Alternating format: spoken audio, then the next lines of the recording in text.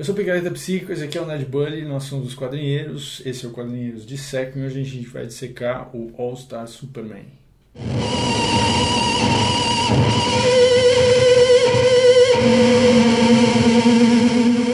Então é isso, hoje a gente vai falar do All-Star Superman, que é a melhor história já contada com o Superman. Ponto. Ponto final. Mas isso é menos, né? Não, é sim. Não, veja, é uma boa história. Não, é uma boa história, mas é a melhor, não tem melhor. Qual que é a melhor? Melhor que o filme do Richard Donner? Melhor. Melhor que o Alan Moore? Puta, melhor. Se eu vou falar do Alan Moore aqui, não? Eu vou falar que é melhor qualquer coisa que eu falo do Não, Alan mas Moore. veja, não tô falando que os que... Não, talvez são eu acho assim, que é mais são os completa. tops... Não, são mais completa, são não tops... melhor. É melhor, mais completa, completa, portanto, melhor. Não, isso não quer dizer... É melhor, sim, mas... Tamanho não quer dizer nada. Tá.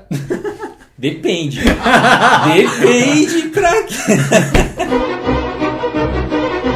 All-Star Superman, então, é da dupla, né? O Grant Morrison junto com o Frank Quitely. A gente já falou do Grant Morrison várias vezes aqui. E da dupla também, Grant Morrison e Frank Quitely. Então, para você ver o vídeo do Grant Morrison, tá aqui embaixo o link. Ele começou escrevendo fanzine, né? Da década de 80, ele é escocês. Ficou nesse meio underground, ele tinha uma banda também, ele é totalmente underground, assim.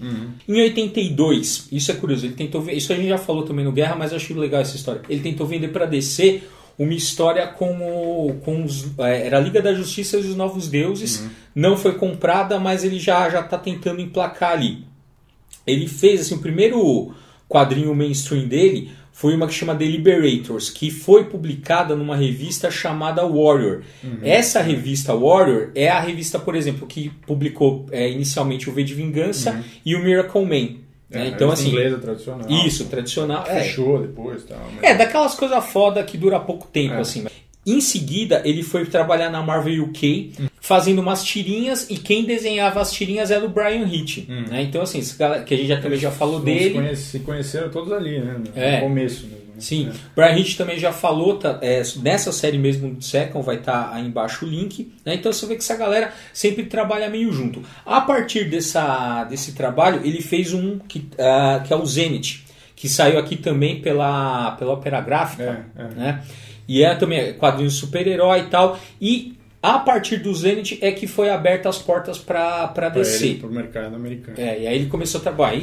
Aí é domínio público. Aí ele fez um monte de coisa. Né? Chegou lá, começou com o Homem-Animal e emplacou vários e tal. E aí o interessante do Grant Morrison é isso, né? O cara já passou por todos. O cara já escreveu Superman, já escreveu Batman, Quarteto Fantástico, X-Men... fora vários títulos da Vertigo e fora pequenas passagens por alguns personagens aí.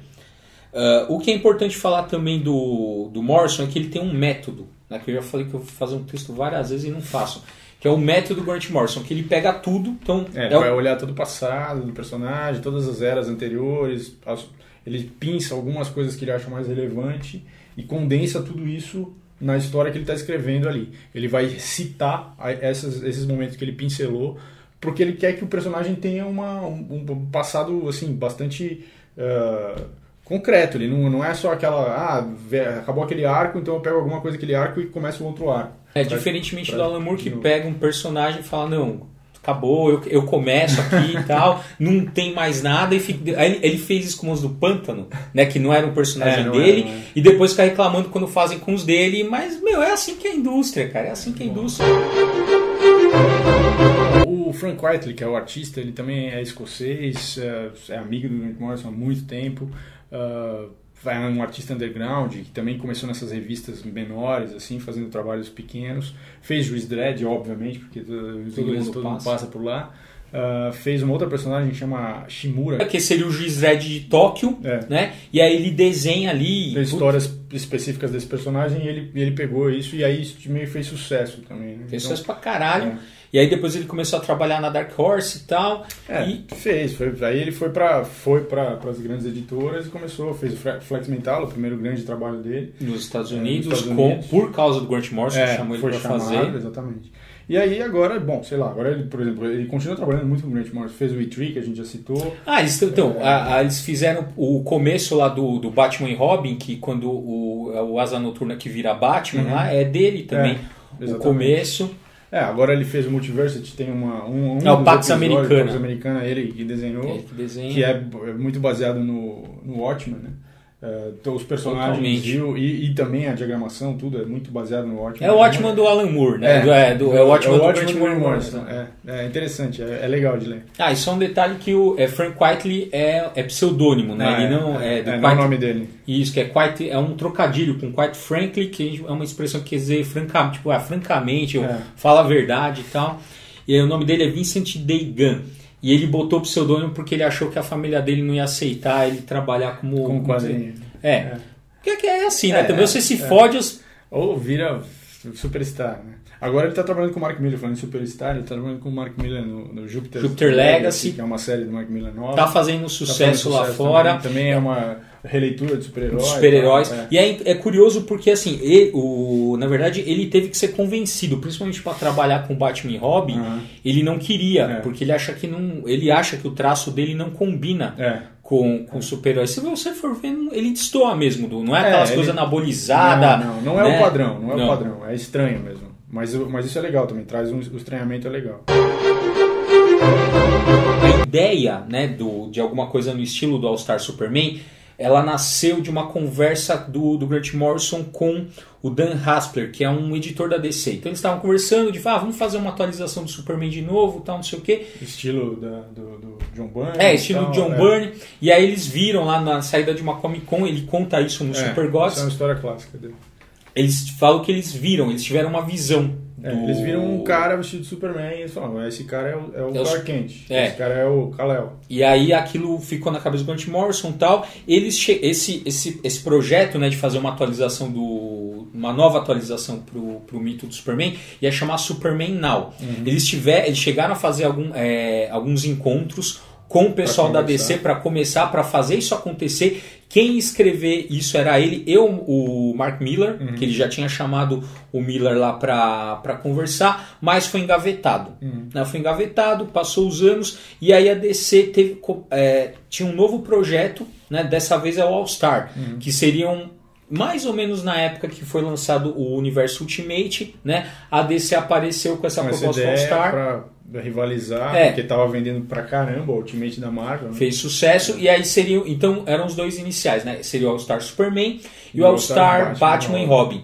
Pra fazer o All-Star Batman e Robin chamaram o Frank Miller, e aí pra fazer o All-Star Superman, o Didi lá lembrou que o Morrison tinha esse projeto e chamou ele pra fazer. E aí deu carta branca pro Morrison, falou, então você chama o artista que você quiser. Ele chamou o Frank Whiteley, que é amigo dele e tal, e faz quase meses trabalhando. Esse cabide de emprego só tem no Brasil, em todo lugar do mundo. E aí chamou o amigo dele lá. Na verdade, saiu primeiro o All-Star Batman e Robin. Eu não li, não tem. O pessoal que leu também. É ruim e também teve muito problema de continuidade, demorou, assim, perdeu o pé muitas vezes. Aliás, esse é um dos fatores que levaram ao cancelamento dessa linha All-Star, foi esse. Eles chegaram a anunciar numa Comic Con All-Star Batgirl e All-Star Mulher Maravilha, mas não saiu do papel. Eles anunciaram, mas não saiu do papel porque por causa de muito atraso de produção e assim, entre o anúncio não dá, porque as pessoas começam a falar, não, peraí, tem uma coisa errada com isso aí, queima o filme, né? Até o All-Star Superman mesmo, ele demorou. A primeira edição é de 2006, fechou em 2008. Né? Então assim, mais de 2 anos aí pra você fechar uma série absurdo para os padrões norte-americanos. É interessante também que essa linha do All-Star meio que ressurgiu agora com aquela série Earth One. Né? Então você tem o Batman, né, que é do Geoff Johns, e você tem o Superman, que é do Straczynski, que eu não acho nada demais também, mas a galera adora. A história. Logo no começo, o Superman tem um tipo de câncer, né, que é causado pela radiação solar. Na verdade, o Lex Luthor está com um plano ali, tem um foguete indo em direção ao Sol, fazer alguns estudos. E aí o Lex Luthor sabota essa missão, e o Superman vai salvar, rola uma explosão, logo em seguida ele vai ao médico e ele ficou muito exposto ao Sol, e aí ele está com câncer. Né? E aí o Superman tem 1 ano de vida. Então, e a gente vai acompanhar então esse 1 ano. Esse 1 ano. A série é isso. O último ano do Superman. O último ano da vida do Superman é foda. É interessante porque assim, algumas coisas, né? Como foi relançado recentemente, também a gente não vai dar muito spoiler aqui, mas vai falar algumas coisas que são boas. É interessante que o Grant Morrison, para variar, ele inverte o Nietzsche, né? Tem uma frase que é muito, até infelizmente é banalizada, do Nietzsche, que é aquela do que não me mata me deixa mais forte, né? E aí o cara já inverteu, porque assim, aquilo que deixa o Superman forte é aquilo que vai matar, que é o Sol. Não tem cura, não tem jeito, né? E aí quais são os pontos interessantes? Então tem uma parte lá que são os 12 trabalhos do Superman, que vai recuperar a dimensão mitológica do personagem, é muito legal. Vai ter tem um paralelismo com Jesus Cristo, né, que está na capa, essa capa aqui, uma das mais emblemáticas, né, que é essa imagem aqui igual, né, de Jesus. Também recuperando o paralelo que existe com o personagem com Jesus Cristo. Tem uma parte que a Lois Lane ganha poderes, né, que é uma típica história da Era de Prata, a Lois Lane com poderes, todo mundo tinha poder, voltava e tal. Muito legal.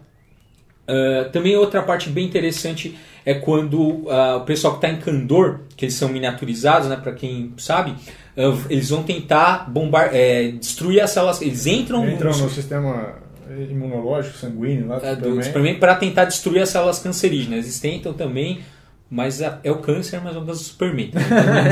Ninguém destrói. É indestrutível e tal.